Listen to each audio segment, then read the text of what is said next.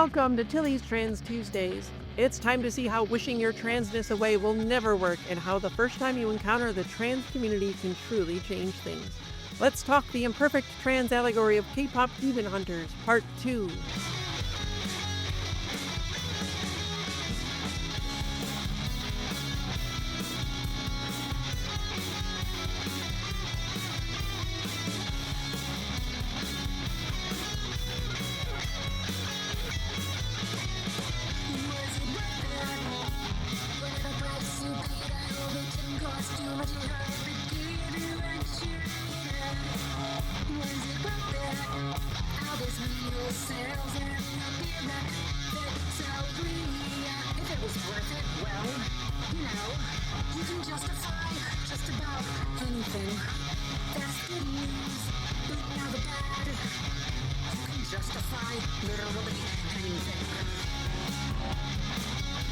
Hi, I'm Tilly Bridges, your host, and I'm joined by my writing partner, my best friend, my wife, our token cis representation, a lady who's never wished my transness away, Susan Bridges. Hello. Our returning guest is Jeremy Holt, a non-binary author whose works include the Gravestone Sessions, forthcoming from Abrams Fanfare, What If Venom from Marvel, Gatsby from AWA Studios, Made in Korea from Image Comics, Virtually Yours from Dark Horse, and Before Houdini from Insight Comics. They are committed to telling inclusive narratives about diversity, gender identity, and empowered POC characters for adult, young adult, and middle grade readers. Welcome back, Jeremy. Thanks for having me. Okay, so given your extensive credits in the medium, you obviously love comics. So I wanted to ask what drew you to them and made you wanted to write for comics like over other mediums. It's a great question. I went to film school and I thought I was going to be a sound designer.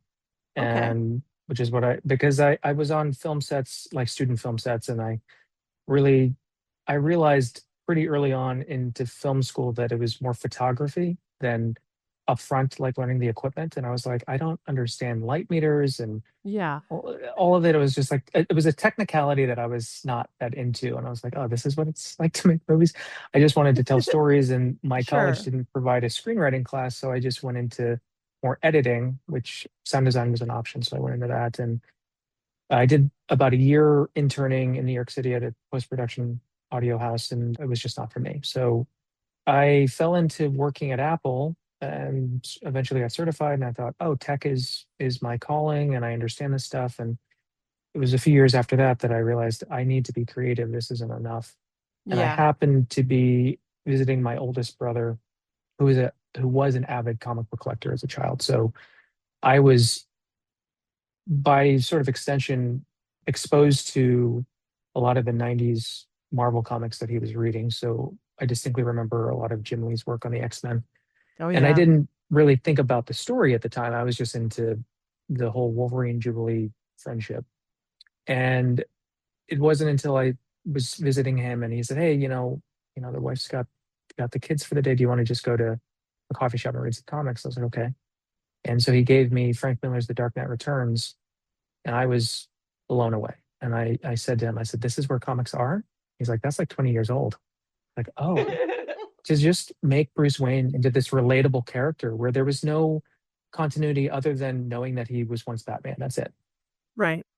So then I became obsessed, and I went to my local shop at the time, which I was living in the West Village, and walked over to Union Square and went to Forbidden Planet. And I was like, what are people reading? And Vertigo Comics was my gateway into creator-owned comics and stories. And it wasn't until I read Brian K. Vaughan's Why the Last Man that I thought, oh my God, this is what I need to do with my life. And at the time, I was so broke that I couldn't leave my apartment. I had a maxed out credit card. I wasn't getting paid for like 4 days. And so I just subsisted on like one bag of cashews that I ate very slowly. Oh, no. And I just stayed in and just was like, I'm going to write a story. And I wrote a zombie comic, which I thought was the greatest thing ever, not knowing how saturated that market was at the time. And I mean, I still had contacts at my college, and which led to me going back for something called Editors Day, where they have comic book editors go to do portfolio reviews. And Oh, okay. because I had a contact there, I was able to go, even though I was probably the only writer there, because I did not have a art portfolio. I just had like Yeah. a script. It's almost always And art I, portfolios only when they yeah, do that. Like, you're just and screwing writers. Come on. exactly. And I ended up getting sat with Joan Hilty, who at the time was an editor at Vertigo. And the whole story of how we ended up connecting is for another time. But it was really just meeting her and understanding how good comic books are structured and written. And I just went to comic book conventions, and I was writing for a friend's entertainment website at the time doing movie reviews. And I asked, hey, can I do comic book reviews? So that gave me press credentials, and I was able to have full access to all these creators and eventually shed the press badge and just was pitching comics. That's amazing.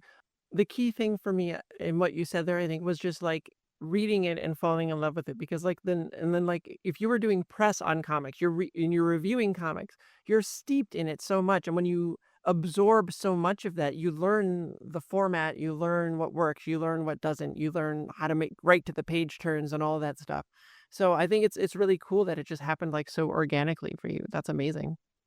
Yeah, it was definitely sort of random because I just at some point I had given up on being creative, and I thought that that really wasn't the path for me, and that art school might have been a mistake. But it wasn't until I had, I don't know which book had come out. I think it was my fourth publication, and a friend of mine from film school, we chatted, and he said, you're the one who kind of made it. I said, made it how? I'm not making movies. He said, but and he had my book, and he's like, this is it. This is everything. This is everything we learned in film school. And you've gone above me on because you wrote a script, you produced it, you shot it, you edited, you directed it, you distributed it, you got a publisher. He's like, this is it. This is proof of concept. I Yeah. was like, oh, so I guess my degree wasn't completely wasted. Sometimes it does take those people on the outside though to be like, look what you did. This is so cool. And we're like, really? I'm already thinking about the next thing. You're right, that is really cool. So it's always good to have that perspective, I think. All right, for I you. think it's Wait, you have amazing a question? that What? you What? had one bag of cashews and wrote a zombie story in 4 days because zombies are always hungry. So that makes a lot of sense. Ah, you were it living it the was life. really surreal because it I guess I was, yeah, getting into character. It was during the 2008 Wall Street crash. So Oh there yeah. was sort of a insanity that was happening in that fall. And yeah, I ended up writing, I think, what turned out to be like maybe a 150-page script that Wow. wasn't very good, but it was enough to get an editor to read it. And what became a writing exercise suddenly became sort of this routine for me where instead of going out, I would just go home to this basement apartment and just write.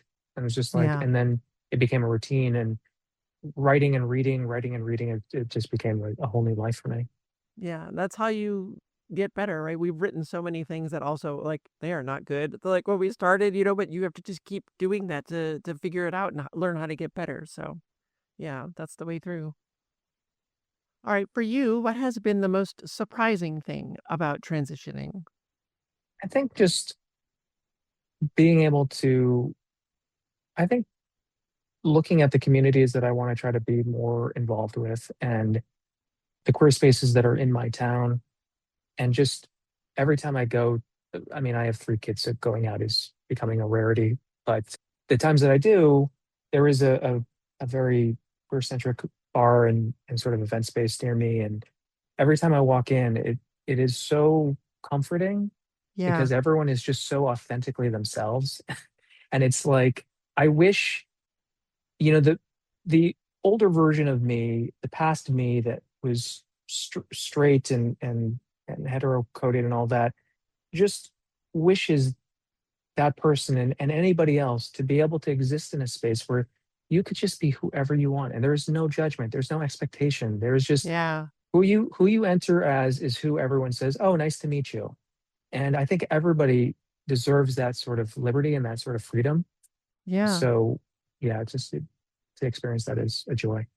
It is. It's not something I ever anticipated either, but just being in a space full of nothing but like queer, trans, non-binary people, it's just like the most warm feeling ever because you know that nobody there is going to have a problem with who you are because of who you are, and it's a beautiful thing. So, I love that so much.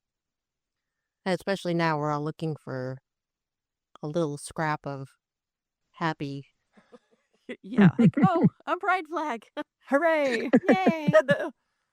All right. If you had any advice for somebody who was just starting to explore their gender or begin their transition, or if there was something you wish you knew going in ahead of time, what would that be? I think that the big thing, depending on age, depending on your living situation, if you're living at home, you have no obligation to tell your family. You have to understand what a safe space is, Yeah. and there's lots of ways to go about doing that, and it's very complicated, obviously. But outside of that, I think, yeah, just understanding and accepting that not everybody is gonna be an ally or might not be ready to be an ally the moment you decide to share that part of you with them, and that's okay. But that it is important to find community. Yeah. Not to say that you have to march in every pride parade or whatnot, but just finding people that you can talk to about any of that stuff is definitely super comforting. It is. There's so much I think that people who have that shared experience can understand in a way that like cis people can't. And it is so important to know when it is safe for you to be out. And if it is not safe for you to be out at home, that's okay. You don't have an obligation to do that. Your first obligation is to stay safe and keep yourself, as safe as you can. So I think that's really important. And the community part of it too is so vital because not only do they know our experiences in a innate way that like cis people can't, but they can help us in ways that we never imagined by seeing who we are, by seeing us, by knowing things about transition or about the community that we don't. And sort of as almost like a guide, it's always important to have those people that have been through it and can help you through the hard parts. And so none of us can do it alone, I don't think. So Absolutely. And I think what I love about just the term trans, transgressive is such a powerful thing.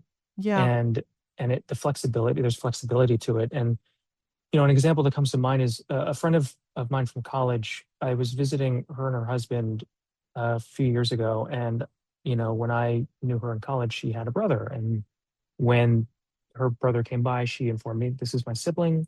Neil is now Nell. And it's like, oh, okay. And we went to go visit their parents, or their dad, I should say. And they were very upfront and said, when we're visiting our dad, Nell is Neil, and that's okay.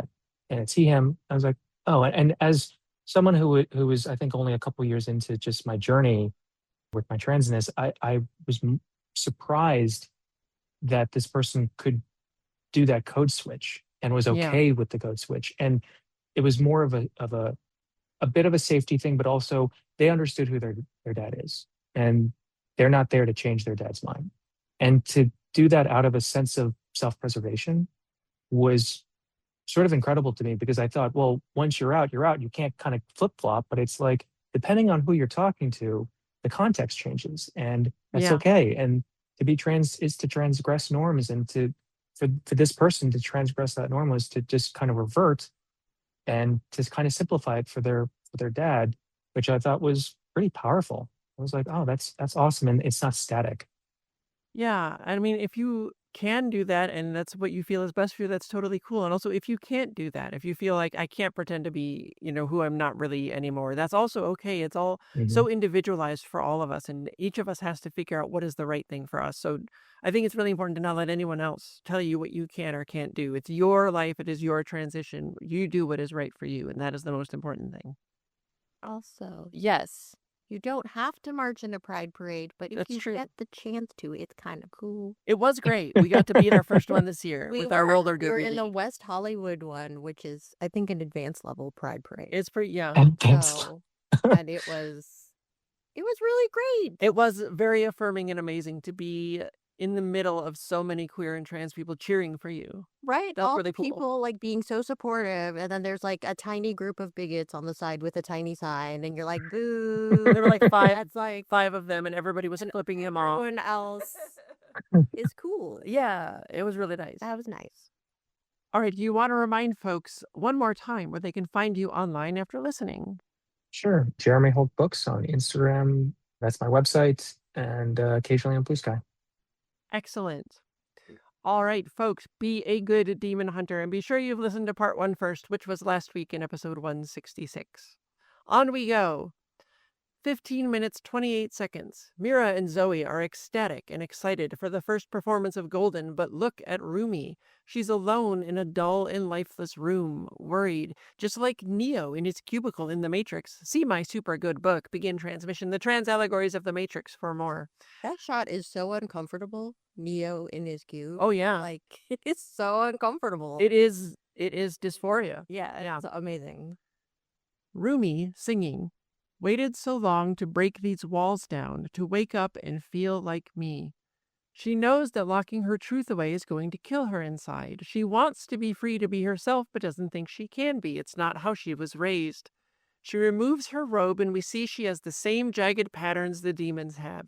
Here, alone, in the mirror, she sees her own truth, that her body is not the way she wants it to be. Listen to episode 91 of this show on photos and reflections for more. Only alone can she reveal the truth about herself, that her body is not like everyone else's, and she's not happy about it. Before I go further, Jeremy, this just occurred to me now, there's issues with mirrors in Made in Korea. And you said that that wasn't intentional, like the transness of it when you were writing it, but did you personally have issues with reflections of yourself prior to transition? 100%. And it started Yeah. with just the adoptee void, which is just the disconnection between your sense of self that contrasts with the family that you're raised in. So Yeah. the best way to describe it is I recognized myself as a child in the mirror, but it was like spotting a celebrity, which was like I recognized the person, but I knew nothing about them.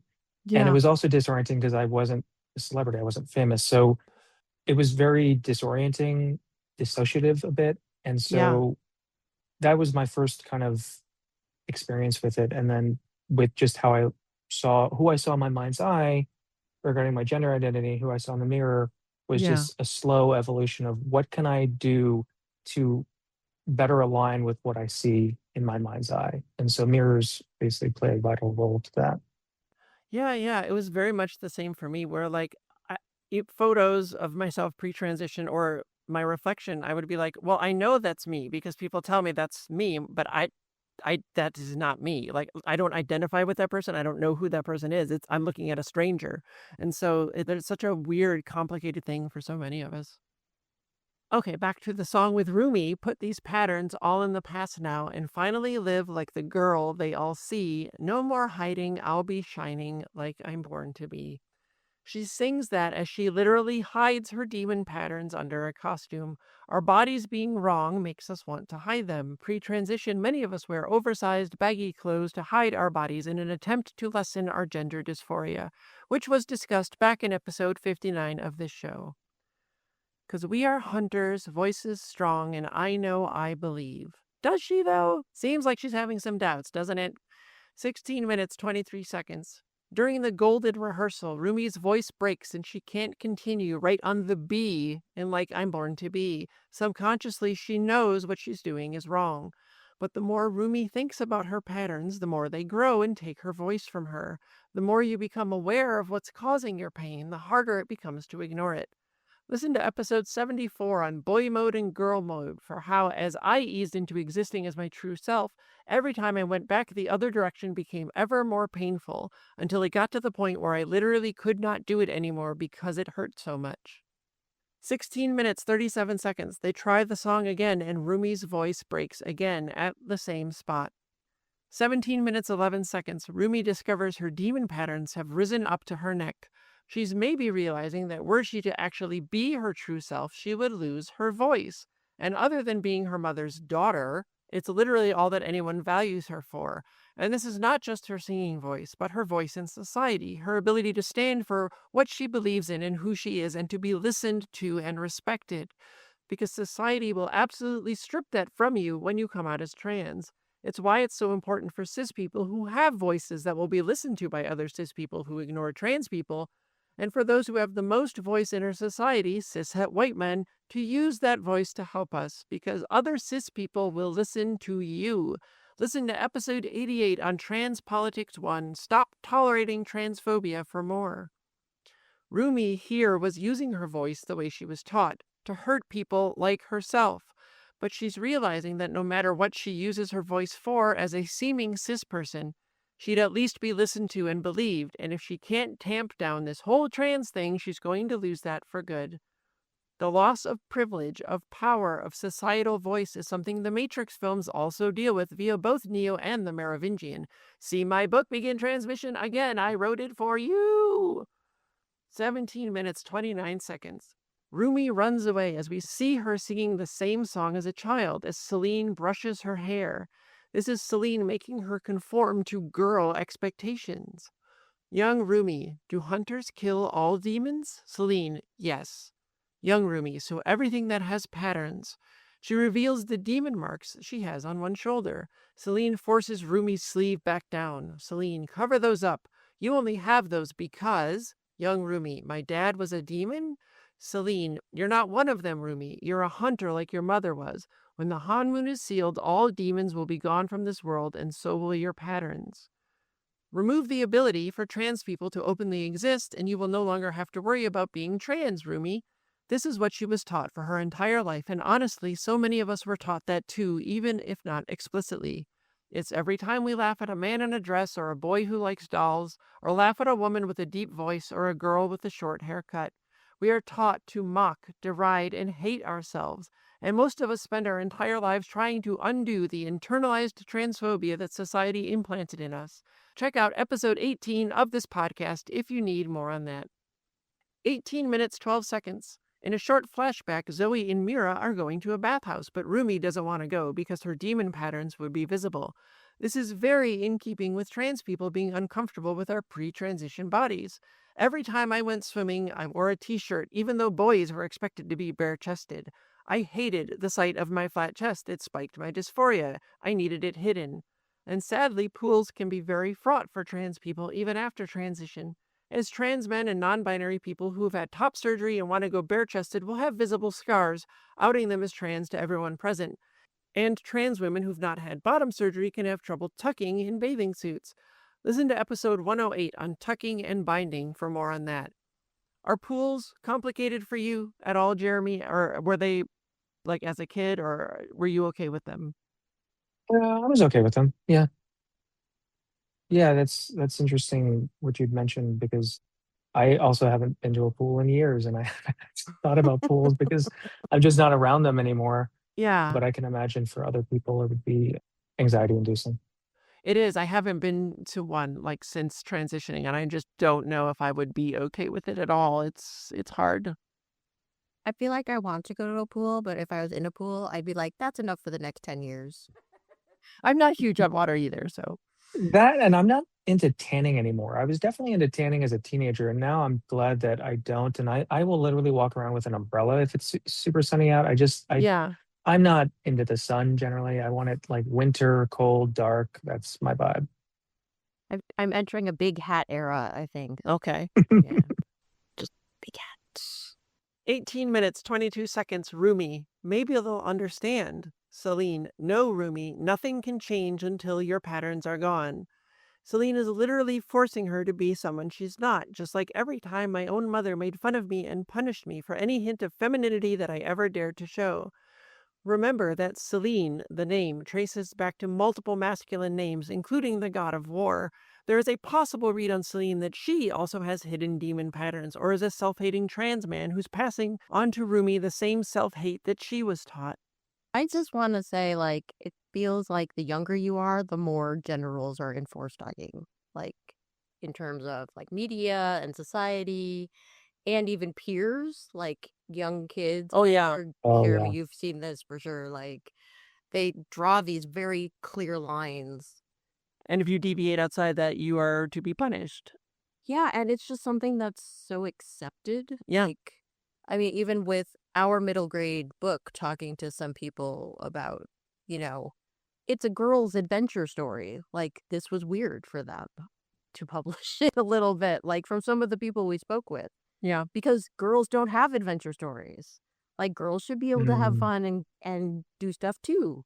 But it feels a little off, because like girl stories are supposed to be more introspective and Yeah. boys are supposed to have adventures. Well, it's also important, I think, for boys and kids of all genders to see those stories about characters of other genders That to would be nice. identify with them as well. Like, so many people have to identify, like we talked about this a little bit last episode, with characters who are not like us and just try to find something we can glom onto. And it feels like every person from every marginalized community is expected to do that for cis-het white male characters. But the reverse is never true. Like, oh, well, we can't. How do you do an adventure book about girls? No boys will read it. And like, why not? They should. It's a good, fun book. It's such a awful thing our society does. Yeah, and especially with schools where we live in an age where this stuff is being talked about regularly, whether it's good or bad. Yeah.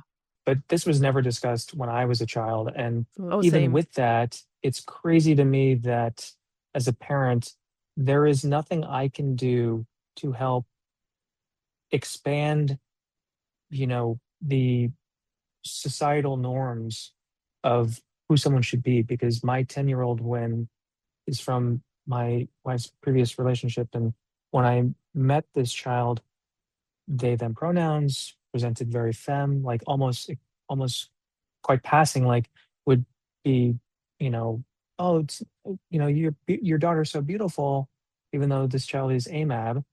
And then as soon as this child went into public school, that it changed instantly.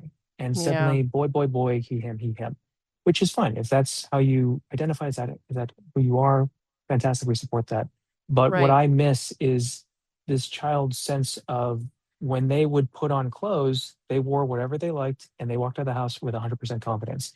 Yeah. Now there's a deep indecision and stress, and they don't know what to wear because they're constantly trying to be like all the other boys, Yeah. and it makes me sad to see that struggle. It And is. there's nothing to stop. I can't do anything to stop it, even though the school is very supportive towards trans kids. But there's no changing those boxes that the Right. culture is just really ingrained in all of us.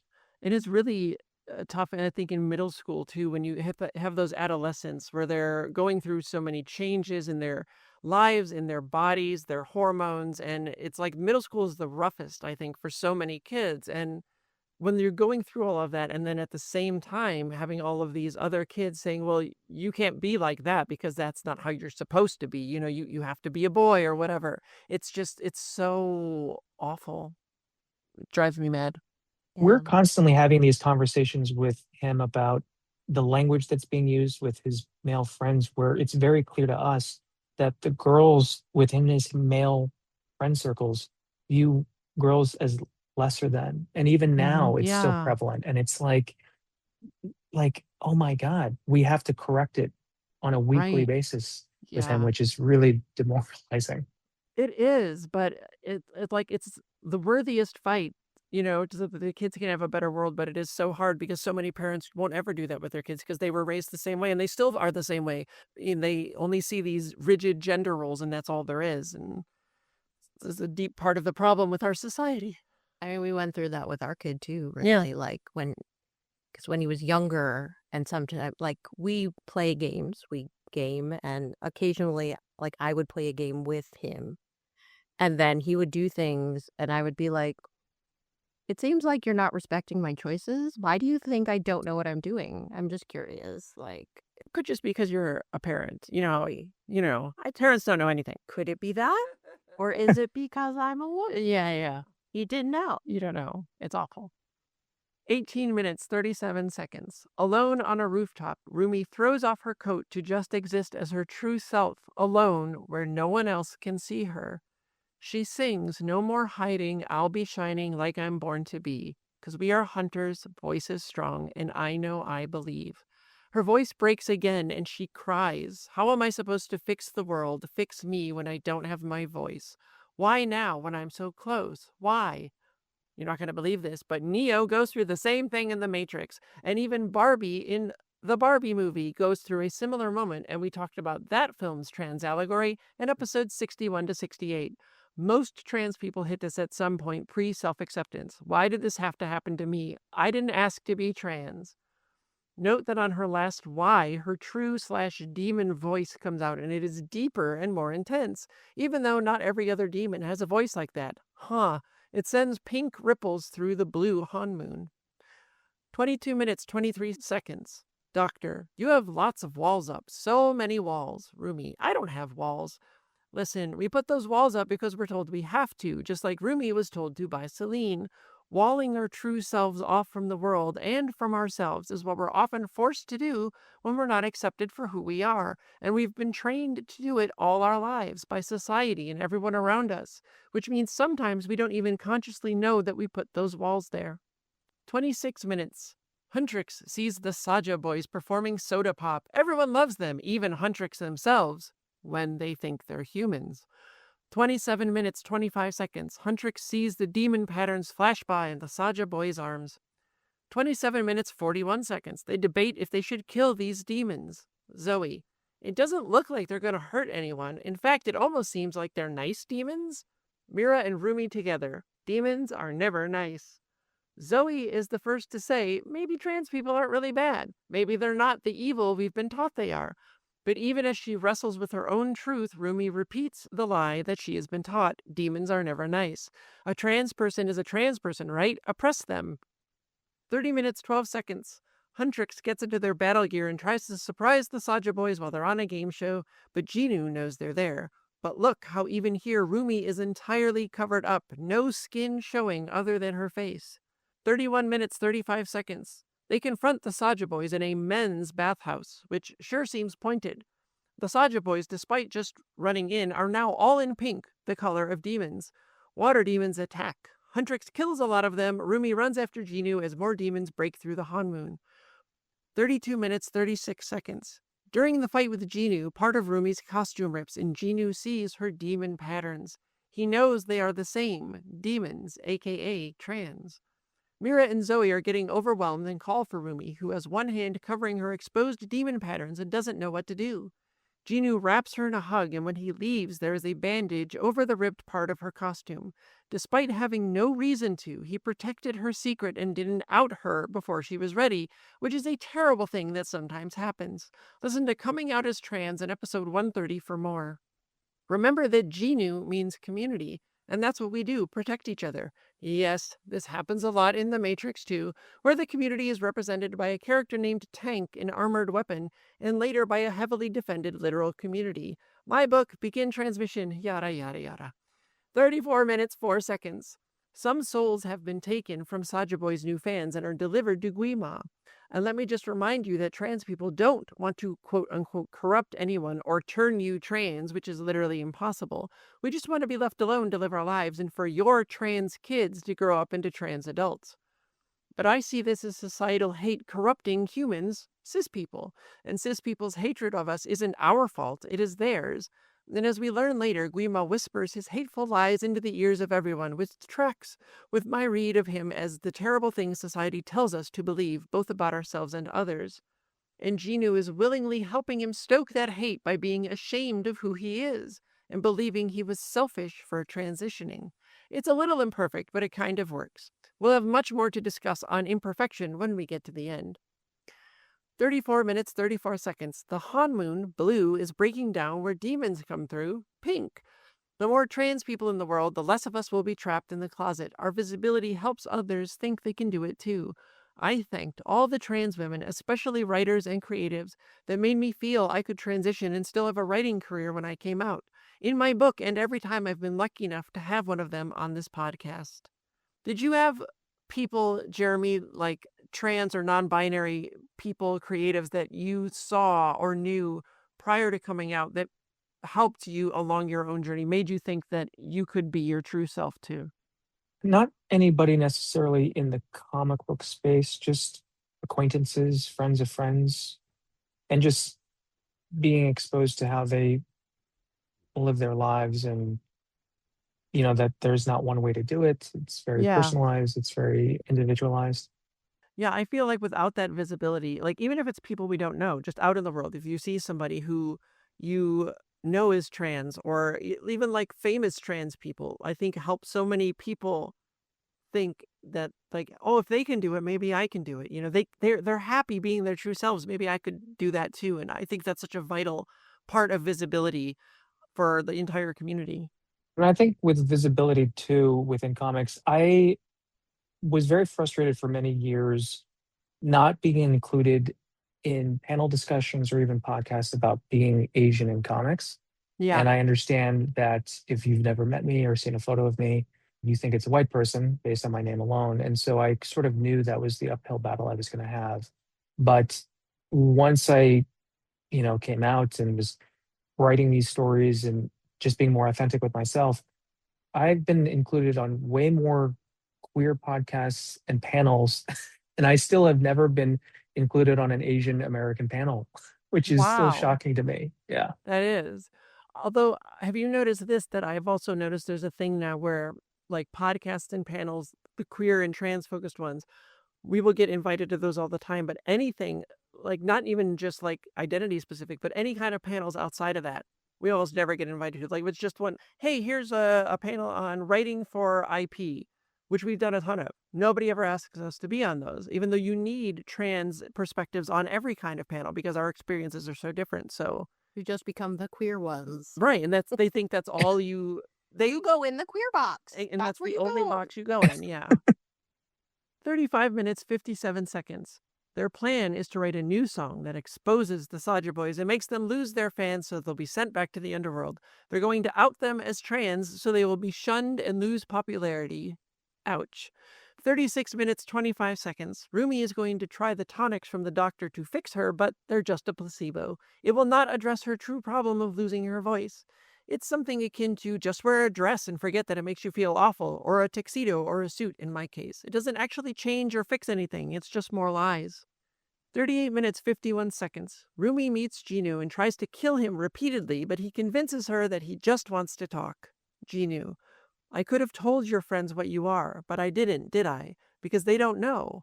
I did guess right, a demon girl who is also a hunter, hiding, walking around free in the human world. Look at you, pretending to be cis all the while you're oppressing trans people like yourself. Rumi: just hunter, not demon. Jinu: then how'd you get the patterns? Rumi: that's none of your business. Jinu: I know what it feels like to have them. Rumi: feel? You're a demon. Demons don't feel anything. Republicans are still constantly dehumanizing us, trying to get cis people to see us as a threat and a problem and not actual human beings, because then they might empathize with us and care about what happens to us. And then more trans people would feel safe to come out and exist, and the Republicans' power is further threatened by having the lies of compulsory cisgender heterosexuality exposed. Jinu: is that what you think? That's all demons do. Feel our shame, our misery. And that is what society wants us to feel. But being trans is nothing to be ashamed of. And if cis people would stop oppressing us, we'd have a whole lot less to be miserable about. Jinu: my family was extremely poor and miserable. I was desperate. We were starving. Then I heard him. You can't do anything for your family. You're not good enough for them, but I can help you be good enough.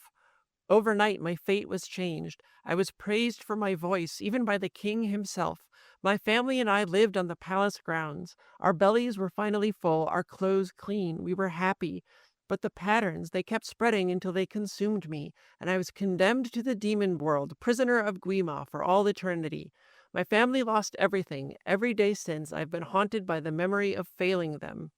Guima, you left them behind, failed them.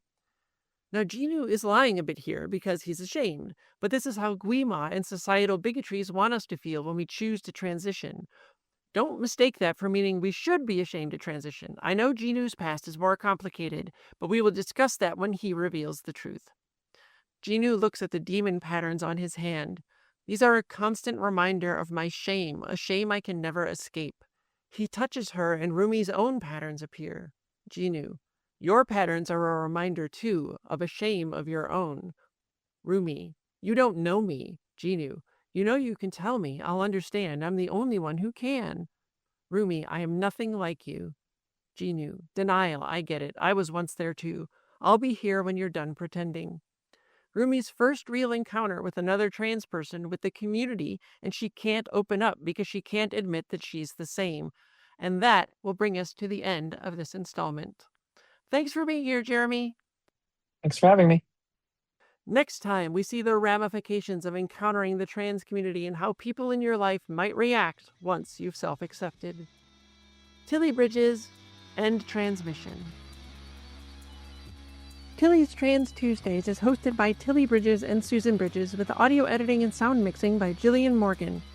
The written essay version of this week's topic and all past topics is available at tillystranstuesdays.com. Special thanks to Daisy and Jane for the use of Sorry Not Sorry as our show's theme music. Please stop by and show your support at daisyandjane.bandcamp.com and soundcloud.com/daisyandjane. You can find me at Tilly Bridges on Blue Sky, on Mastodon at Tilly Bridges and Mastodon.social, and on Insta at Heck Yeah Tilly Bridges. And you can find Susan on those at Susan L. Bridges. You can find Jillian at Audio Jillian on Blue Sky. You can join the Tillyverse Discord server by following the link at the very bottom of TillysTransTuesdays.com. We hold regular watch parties for the Matrix films and other trans movies, where I do a live Q&A, and it's blossomed into a wonderfully supportive, compassionate, kind community of friends. We'd love to have you join us. If you'd like to keep up with all the writing that Susan and I do, you can sign up for our newsletter at birdguestbroadcast.com. Signed copies of our comics and my book, Begin Transmission, The Trans Allegories of the Matrix, are available on my coffee shop at ko-fi.com/tillybridges. If you're listening on YouTube, it's so cliche, but please like and subscribe and take a few seconds to leave a comment. Those feed the algorithm and helps the show be found by so many more people. If you're listening on other platforms, ratings and reviews help just as much, and I'd certainly appreciate them. Thank you for your support. For more information, visit pendantaudio.com. Thanks for listening.